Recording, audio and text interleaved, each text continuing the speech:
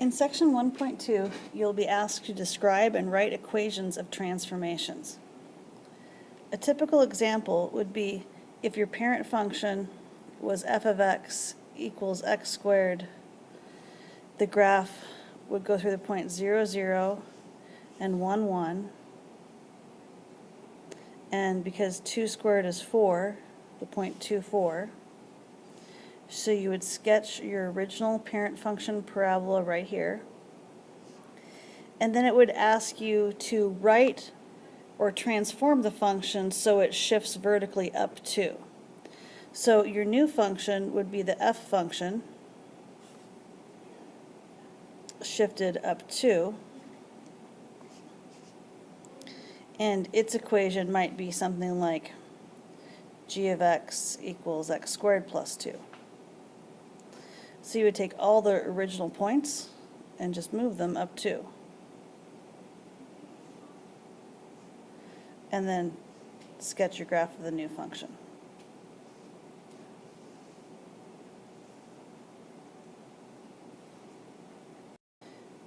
When looking at function notation, if the number comes after the function, it moves it up or down. So if the g function was the same as the f function, but moved down 3, then first you would graph the f function. Y equals x squared is a parabola.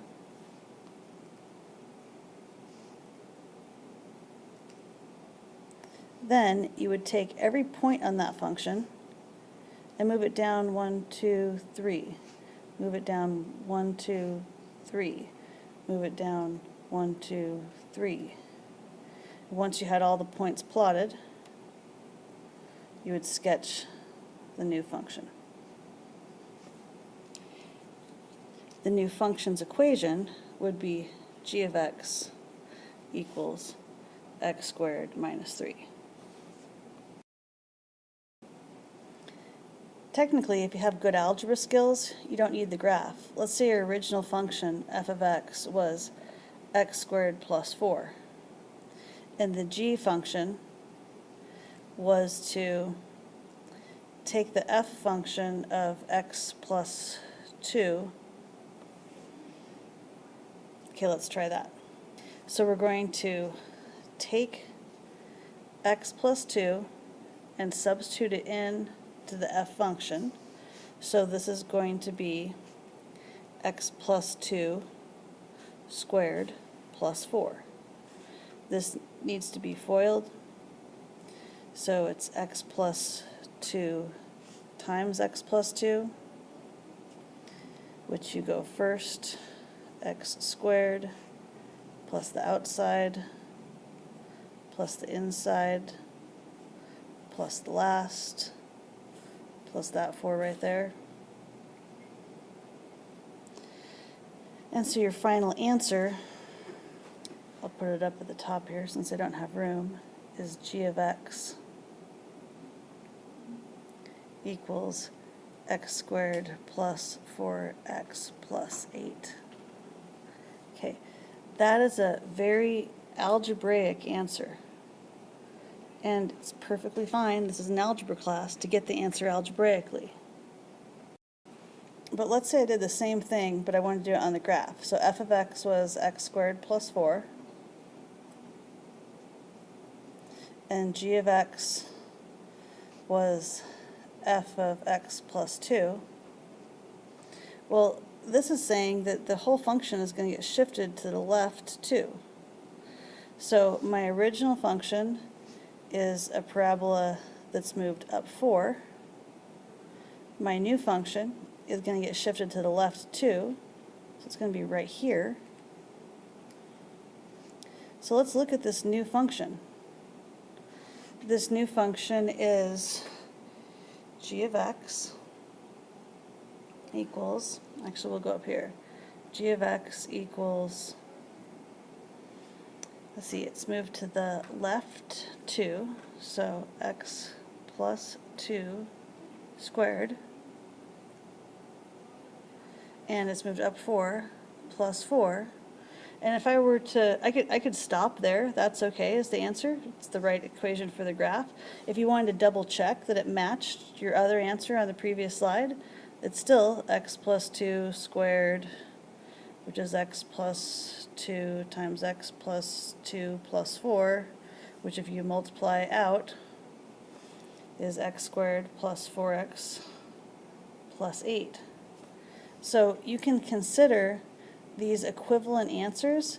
It doesn't matter to me if you write your answer in this form or if you write your answer in this form. As long as you have the correct answer, you're good. Okay, we're going to look at both of these graphs transformed and what happens to them when I add the variable of 1/2. If the variable is added inside the absolute value bars, technically it's a horizontal stretch. So the graph is going to get stretched out this direction and that direction. But essentially its slope is going to be up 1 over 2, up 1 over 2. And so the result is you're going to have a graph that's less steep. In this other example, the 1/2 is outside the absolute value bars. And so technically it's a vertical shrink, as in it's getting squished this way. But it still is a slope of up 1 over 2, up 1 over 2. And so when you go to make the graph, if you compare these two graphs in the context of an absolute value or a parabola, a horizontal stretch and a vertical shrink result in the exact same graph. But later on when you take pre-calculus, when we do waves, stretching and shrinking waves won't result in the same graph. So if you get the vocab mixed up this year, it's okay, but next year, make sure you have it correct. And the same thing happens to these. You know, if you take 2x and you square it, you end up with 4x squared. So these are essentially the same graph. And let's start over on this side.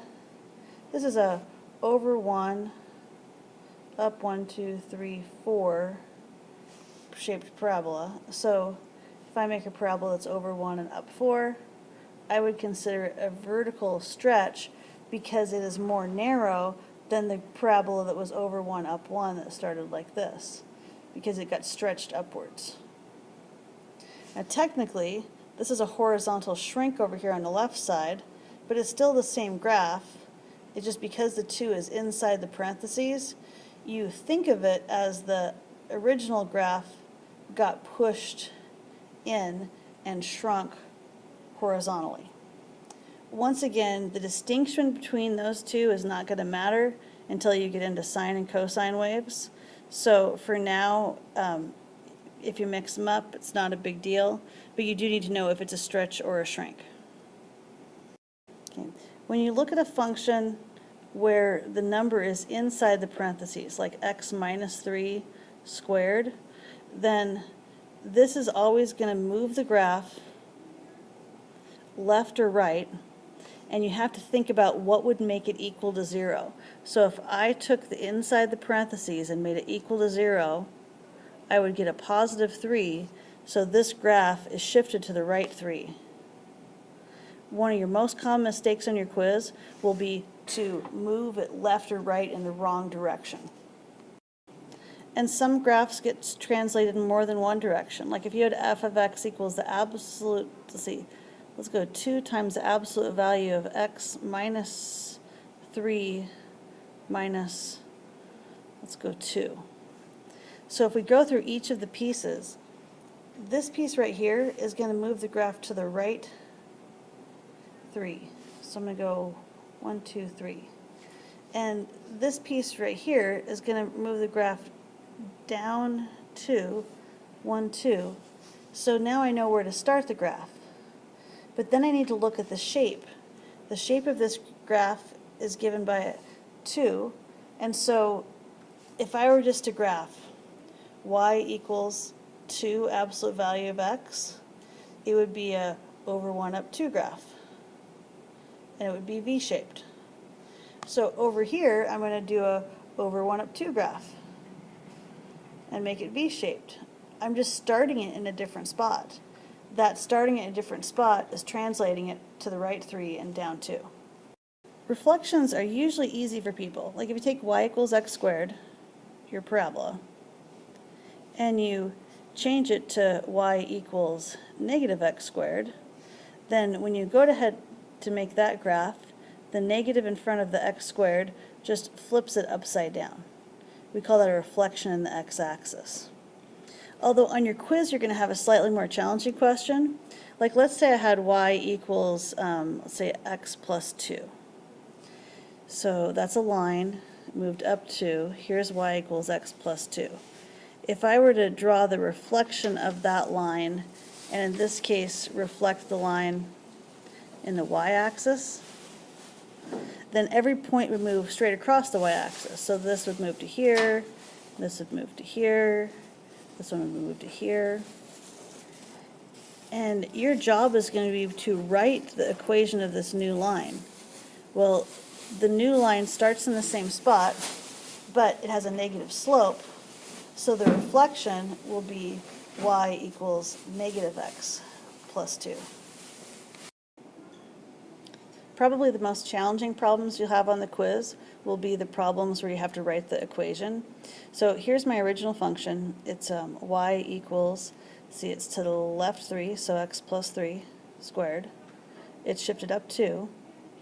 And if you look at it, it's an over 1 up 2 graph, and so it's got a 2 in front of that. And I need to say how this graph is going to change, like how each little part, how the x plus 3 squared part is going to change, and how the plus 2 part is going to change for this new graph. And so here I am looking at the new graph, and it's y equals, and it happens to be a over 1 down 2. It's upside down, and so this is going to be a negative 2 instead of a 2. And this graph is to the right 3, so it's going to be x minus 3 squared. You can think about it as like if it's to the right 3, it's x equals 3, and if you were to have that in sort of factored form, that's x minus 3 equals 0. And then where does the graph start? Well, this graph started at 2, this graph starts higher up here at 4, so it's going to be plus 4. Let's take another challenging one. Let's take y equals x plus 2 squared and reflect it in the y-axis. So x plus 2 squared. Okay, there's your parabola. Well, if I reflect it in the y-axis, it's going to fold across this line. So it's going to kind of flip across here, and it's going to end up at a positive 2. It's going to look like this. It's a reflection's a mirror image. The reflection of that line in the y-axis is going to be y is equal to x minus 2 squared.